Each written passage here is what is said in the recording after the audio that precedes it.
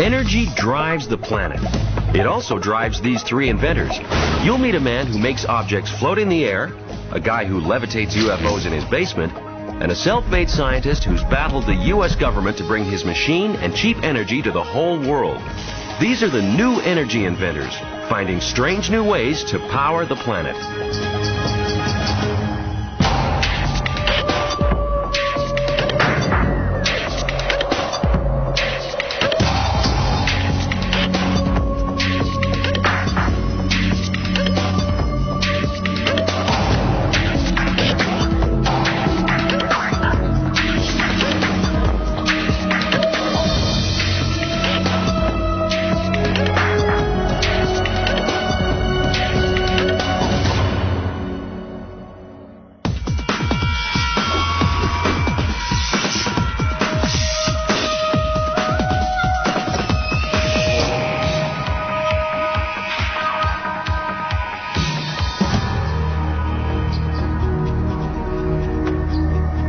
What goes up must come down, right? Well, unless you've figured out a way to harness an untapped force in the universe. Enter this lab and everything you know gets tossed out the window. Welcome to the world of John Hutchison, where the improbable may just become our reality. John Hutchison has been dabbling with electricity for decades, copying the work of famed scientist Nikola Tesla, whose AC power still runs our world. Along the way, messing about with military surplus gear, John may have stumbled across one of the most amazing scientific discoveries of our age. Experimenting with radio waves and electricity led John to discover an effect which has mystified government and military scientists. It boils, it bends, it sends objects flying through the air. I was building these replications of Tesla's old machines and found them doing fascinating things. Then this whole thing happened, this fluke kind of thing, the Hutchison effect. This was some effect. Air squeezed out of bottles, ice drinks moving through space, drill bits levitating. An effect so convincing and so varied, it seemed impossible to fake. In John's labs, I've actually seen levitation of rock. I've seen levitation of steel ball bearings, glass, where they will levitate. Unbelievable. I've seen electricity go right into the objects and a million pieces just fly apart. In fact, using only 75 watts of energy, enough for a small light bulb, Hutchison made a 60-pound cannonball rise off the table. It would also fuse dissimilar materials, heat metal but not burn the wood it sat on, shatter metal as well as change its crystalline structure. This was something to write home about. Beginning of 1980, experimenting with all the electromagnetics and electrostatic equipments I had at the time, I started to notice some very, very unusual effects, such as a room being filled up very quickly with multicolored lights, steel bars sitting on wood and not causing any fires, metal turning to jelly, things levitating and jumping off to the ceiling, or simply go up, hover, and then fall back down. Dubbed by some as the poltergeist machine, there is no one machine, just a lot of old Army surplus gear, randomly tuned by John. No one knows how it works. John has apparently figured out the right combination of radio waves and electrical energy to create the effect. If it could be proven, its impact would be huge. You'd have to rewrite most of the science textbooks, especially the part about what goes up. And the story gets even weirder, involving both the Canadian and US military intelligence. Here we go, into my place. Canadian government seized my laboratory, which was 22 tons of equipment. I came back from Germany and moved into this place here and started my experiments again with Army surplus and Navy surplus equipments, which I got from warships, and bought a lot from various surplus stores in the United States and Canada, starting in 1994. And some of this equipment actually goes back to the 1940s, directional finding equipment, all kinds of neat configurations, waveforms and that, right up to 44 gigahertz. That gives me a wide range and wide spectrum of fields and that to work with.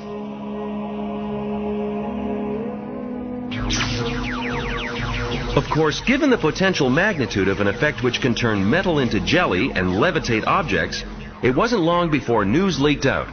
In this case, to Colonel John Alexander with INSCOM, U.S. Army Intelligence, whose specialties included training people to bend metal with their minds, or PK, psychokinetic training.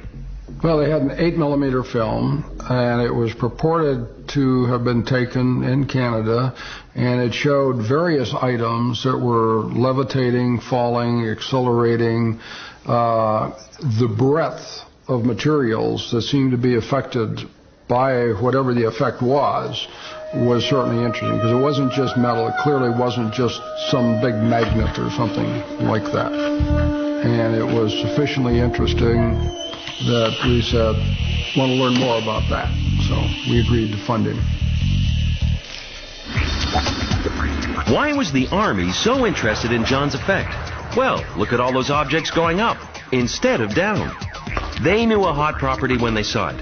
This anti-gravity could have a huge impact on military aircraft. New types of propulsion in weight-reduced planes could fly higher and faster. So Colonel Alexander and his team went to Vancouver to test John's effect. During 1983, U.S. Army Intelligence and Los Alamos National Laboratories set me up in a large laboratory. We did 4 months of testing.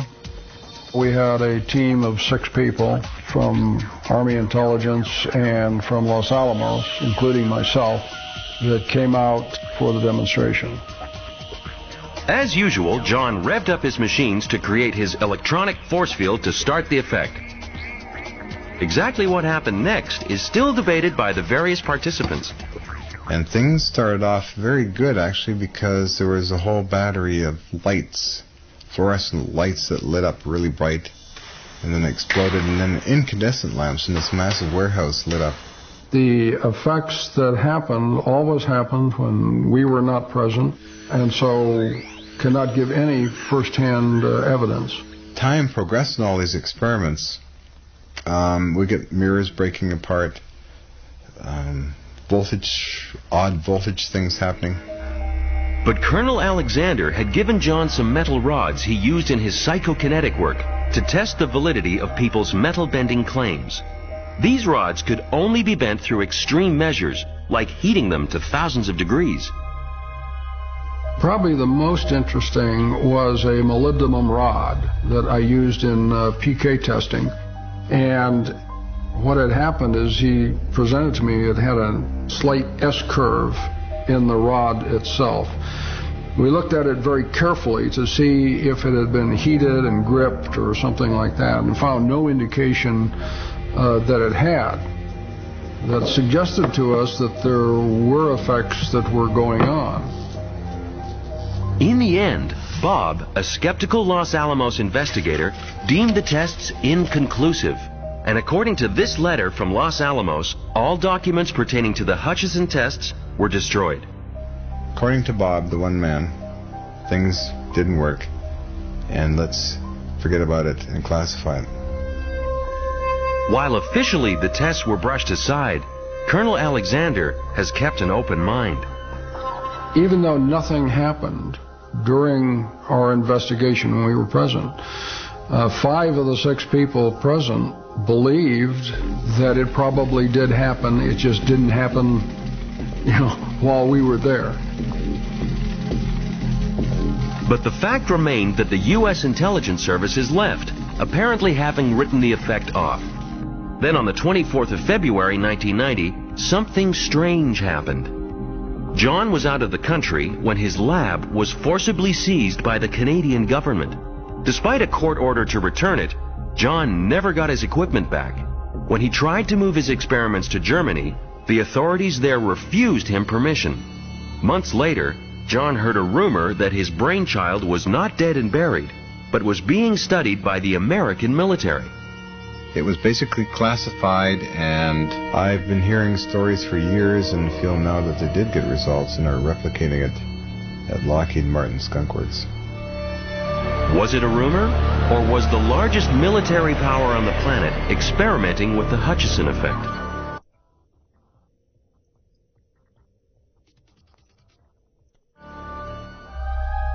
John believes the Pentagon tests of his anti-gravity effect may have ended up at Lockheed Martin Skunk Works, home to secret U.S. military projects, including new types of super aircraft and top secret or black ops propulsion systems. Stranger still, Nick Cook, a writer for the respected British military journal Jane's Defense Weekly, found out about John Hutchison's work through one of Lockheed Martin's top scientists. I was at Lockheed Martin. I was with Boyd Bushman, a senior engineer there, and he showed me a film that purported to show some of John Hutchison's levitation experiments. What we saw was a saw, some nails, a hammer, household stuff. Most of them were shooting off the top of the screen. It was almost like an impulse reaction. Normally I would have kind of looked at this stuff and just thought it's somebody's idea of a practical joke. But the fact that it was being highlighted to me by somebody from Lockheed Martin as something I should be paying attention to kind of got my attention. And that was what really convinced me to go and at least have a look at what John Hutchison was doing. I'm 99% convinced that this is not a hoax. I don't think anyone knows what is going on here, but too many people have looked into it, too many people have investigated, people who have my respect, for me to think that it's a hoax.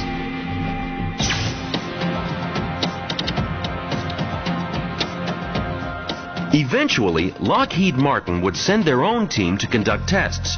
But John hasn't heard much since, and he worries about his technology being used for military purposes. Like Galileo in his time, who was imprisoned for looking too closely at stars, John and his technology have been stopped cold, shunned by mainstream science. Frustrated by his inability to bring this anti-gravity technology to the world, John spends his days gathering more Navy surplus gear for his much smaller apartment-based lab. Oh, cool. Better try it to make sure it works. Looks kind of great. That looks cool. For those prone to claustrophobia, John's home is not the place to stay for drinks and a game of cards. Living here in this space is like living inside a very cramped submarine. My girlfriends find this rather interesting and quite different. And actually I had some girlfriends stay overnight. They didn't seem to mind it. It hasn't got the best of things for feminine amenities, but they managed to tough it out, let's say. This is the shower box, I call it. Renamed the shower box, so when I come in here and after I get out of bed, I pull up my trusty navy-colored box, which contains all kinds of weird and wonderful stuff for growing hair and creams and stuff and shaving equipment. Then I proceed to crawl into the little box there and start cupping myself with a cup of water and shave and all that. So I go into that routine and then think of what I'll be doing for the day. So what I have is this thing is on a string. It's a toy UFO. I'm going to suspend it from a string off the floor, firing energy fields at it and see if I can get it to even move. Working on his effects research, John sees himself as more of an artist than scientist. Turning and twisting knobs like a painter. Dipping into electrical fields to access a random force field. But in this small lab, it's even less predictable than before. The saucer is moving and changing direction, but there might be other forces at work here. Colonel Alexander, who trained people in the U.S. Army Intelligence Service to bend metal using their minds, believes that John could be inadvertently creating the Hutchison effect through his own PK, or psychokinetic powers. One of the possibilities is that the electronic fields were actually amplifying some sort of PK experience that he was having or causing to happen. It is not uncommon, if you study the whole field of poltergeist phenomena, that strange macro PK events occur and yet seem to be beyond the control of the individual who is causing it to happen. An example of this kind of random event happened in 1989 when a visiting Vancouver news crew was setting up at John's lab to film the Hutchison effect. The target area was that yellow crate with the metal objects. But to everyone's shock, a sponge in the back of the room took off into the air and then fell back down. John didn't actually see it and was genuinely surprised. Like that, it went up and hit the ceiling 1 second, maybe 2 seconds, and then came down. Can't be kidding. No. Well, some time ago I was doing some testing and got into some big trouble after I levitated a toy UFO and some other objects. Apparently, John's experiments were lifting objects in nearby homes, and the neighbors called the police. The police came full bore in here with engineers, inspectors. They photographed all the equipments very carefully. It's almost like if you called in a cleaning crew. They didn't touch anything. It's like they made everything look neater for some strange reason.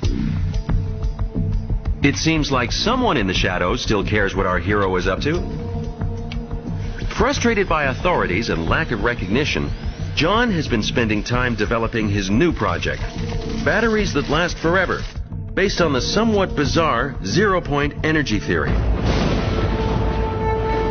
Followers of this theory believe that all physical matter floats in a sea of energy, which, if collected and converted into electrical power, could more than meet all the world's demand for energy.